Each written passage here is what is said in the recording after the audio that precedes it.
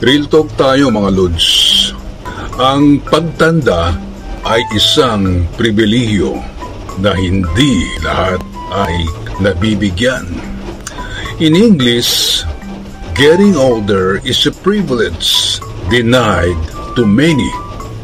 Kaya, yakapin ito ng may pasasalamat. Ang pagtanda ay isang proseso at may mga hamon na darating. Ito ay isang tanda ng pagdaan ng mahabang buhay na puno ng karanasan.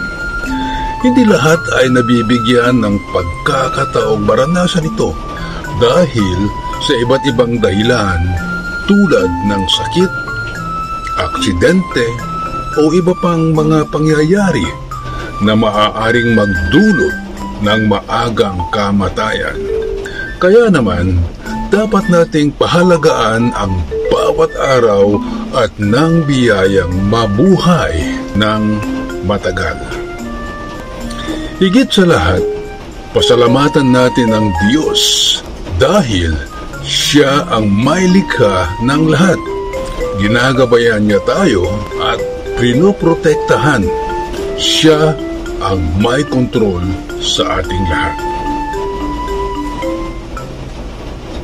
Amen.